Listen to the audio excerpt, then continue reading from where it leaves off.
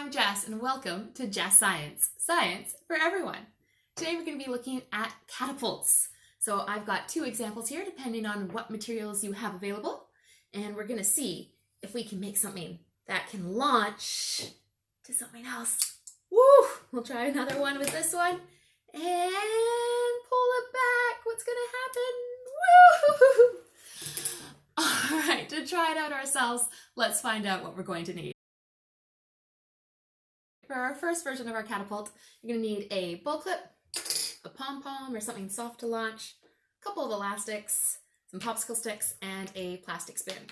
Now this one is quite straightforward to make. You take your bull clip here, you put it on your popsicle stick, and you wrap it around so the clip clips onto the bottom with the elastic. So there we go, I've wrapped the elastic around as many times as I can, just on the bottom part of the bowl clip and the popsicle stick. Take my next popsicle stick and I do the same thing around the top of the bowl clip.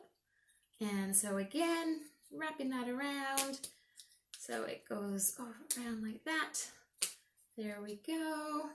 Keep doing that so it gets nice and tight. So as many times as you can without breaking that elastic. Nice and careful, because you don't want the elastic snapping on your fingers. All right, there we are. And then we have got our spoon that we are using to hold our pom-pom in place. You can slide that through one of the elastics and you've got it all set up like that.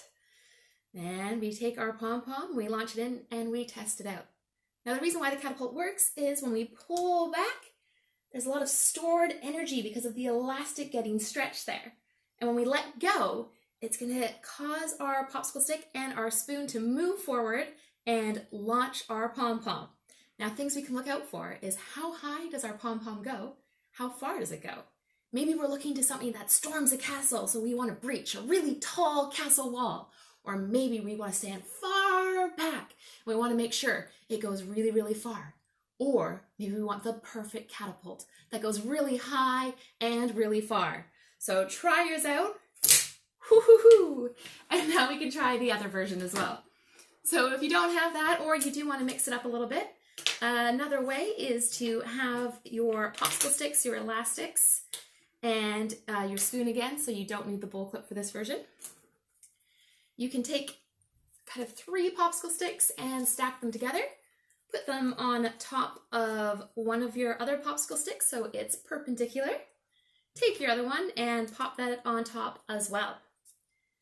Now take one of your elastics and wrap it just in front of your stack there so that the front popsicle sticks are quite stuck together. There we are, just like that. Now you'll want to keep your stack near the bottom.